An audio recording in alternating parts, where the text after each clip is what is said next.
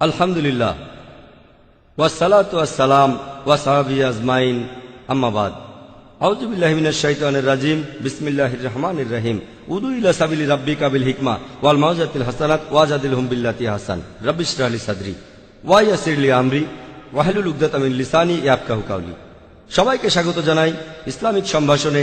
আসসালামু আলাইকুম ওয়া রাহমাতুল্লাহি ওয়া বারাকাতুহু। আল্লাহর দয়া, শান্তি ও রহমত আপনাদের সবার উপর বর্ষিত হোক। আপনারা ইসলাম ও কম্পারেটিভ রিলিজিয়নের উপরে যে কোনো প্রশ্ন করতে পারেন। যদি কেউ প্রশ্ন করতে চান তাহলে করতে পারেন। আসসালামু আলাইকুম। ওয়ালাইকুম আসসালাম ওয়া রাহমাতুল্লাহ।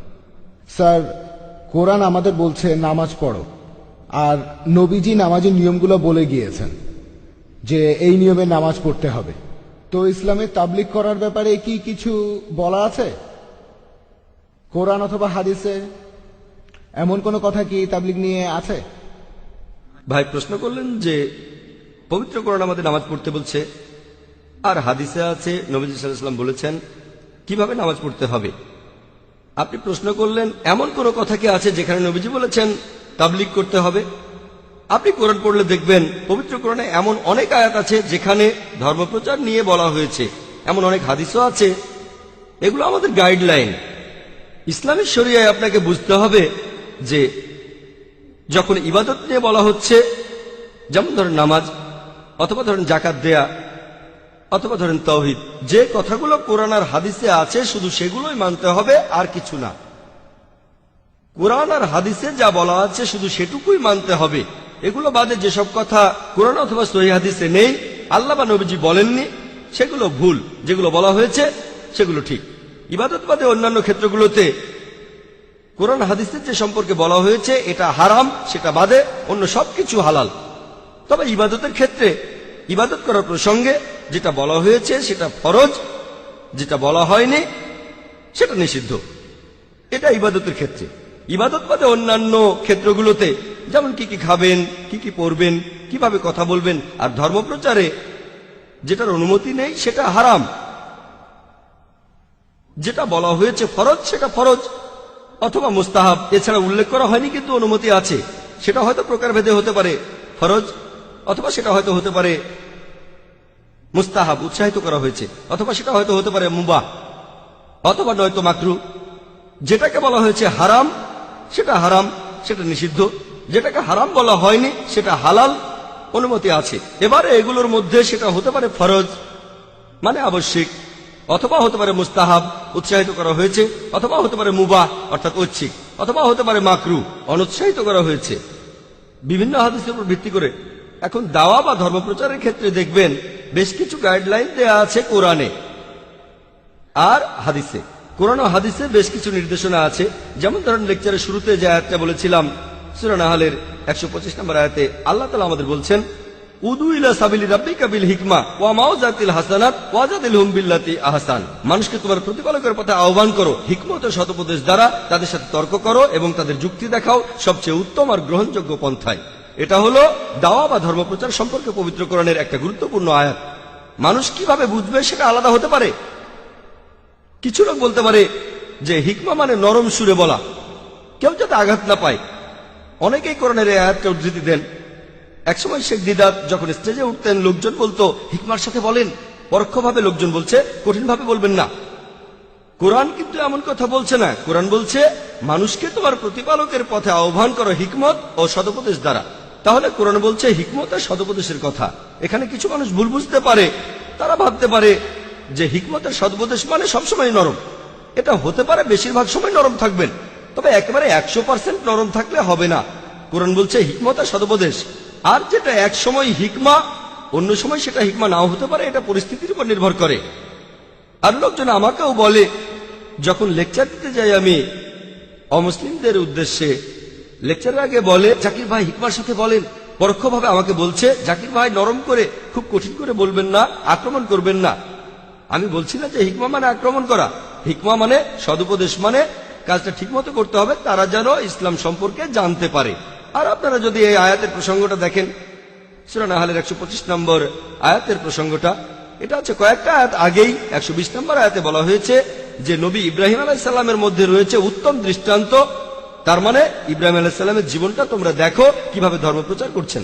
এবারে ক্রস রেফারেন্স খোঁজেন, দেখবেন যে পবিত্র কোরআনের আরেকটা আয়াত আছে তিনি দেবতার মূর্তি ভেঙেছিলেন। অন্য আরেকটা আয়াত আছে নবী ইব্রাহিম আলাইহিস সালাম তার বাবাকে বলেছিলেন আপনি মুশরিক, তাকে বাসা থেকে তাড়িয়ে দেওয়া হয়েছিল। তাহলে কিছু কিছু ক্ষেত্রে মুশরিককে মুশরিক বলতে হবে, হোক সেই মুশরিক আপনার বাবা, বাসা থেকে তাড়িয়ে দেওয়াও হতে পারে।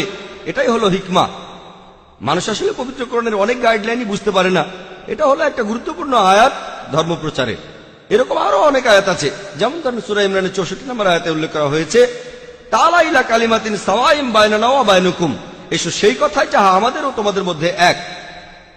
প্রথম সাদৃশ্যটা কি? আল্লাহ নাবুদা ইল্লাল্লাহ, যে আমরা আল্লাহ ছাড়া আর কারো ইবাদত করি না। এটা একটা গাইডলাইন, আর আমার মনে হয় আমার মতে এটা হলো ধর্মপ্রচারের একটা মাস্টার কি। কোন অমুসলিমের সাথে কথা বললে সাদৃশ্যের কথা বলবো, তাদের ধর্মগ্রন্থে যেটা আছে আমাদের ধর্মগ্রন্থে যেটা কমন তাকে অন্তত সেটা মানতে বলবো। আর এখানে সবচেয়ে গুরুত্বপূর্ণ এই সাদৃশ্যের কোরআন বলছে সেটা আল্লাহ নাবুদা ইল্লাল্লাহ, আল্লাহ ছাড়া কারো ইবাদত করি না। তাহলে ধর্মপ্রচারের সবচেয়ে গুরুত্বপূর্ণ দিকটা হলো তৌহিদ। এভাবে কোরআনে কিছু গাইডলাইন দেয়া আছে, হাদিসে কিছু গাইডলাইন আছে। যেমন আমাদের নবীজি বলেছেন, এটার উল্লেখ আছে সহিহ বুখারীতে, বাল্লিগু আন্নি ওয়াল আয়া, মাত্র একটা আয়াত জানলেও ধর্মপ্রচার করো। আপনি যদি ইসলাম সম্পর্কে একটা আয়াতও জানেন আর জানেন সেটা ঠিক, তাহলে প্রচার করেন। পবিত্র কোরআনে এরকম আরো অনেক আয়াত আছে আর হাদিস যেখানে দাওয়ার কথা বলা হয়েছে। তবে এটা যেহেতু এমন না যে সালাত, যাকাত বা তাওহীদ অথবা কোরআন আর হাদিসে যেটার উল্লেখ আছে তার কিছু আছে ফরজ, কিছু আছে মুস্তাহাব। কোরআনের সেই আয়াত অথবা হাদিসের প্রসঙ্গের উপর নির্ভর করে। তবে ধরেন আমি মাইক্রোফোনে কথা বলছি, প্রশ্ন করতে পারেন নবীজিকে মাইক্রোফোনে কথা বলেছিলেন? না, নবীজি বলেননি। তাহলে মাইক্রোফোনে কথা বলা কি বিদআহ? এটা কি হারাম?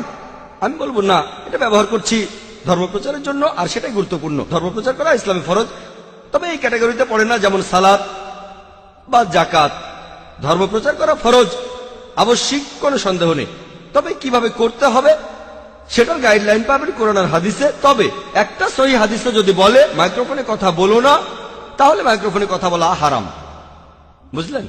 অথবা বলতে পারেন যে মুহাম্মদ সাল্লাল্লাহু আলাইহি ওয়াসাল্লাম কি টিভিতে কথা বলেছেন, স্যাটেলাইট চ্যানেলে কথা বলেছেন, তাহলে স্যাটেলাইট কি হারাম? এখন কোরআনের মাধ্যমে কথাটাকে পরীক্ষা করুন, যদি শরিয়ার কোনো নিয়ম না ভাঙে তাহলে হালাল, যদি নিয়ম ভাঙে তাহলে হারাম। বেশিরভাগ টেলিভিশন প্রোগ্রামই হারাম, কারণ এগুলোতে থাকে অশ্লীলতা, অনইসলামিক অনুষ্ঠান।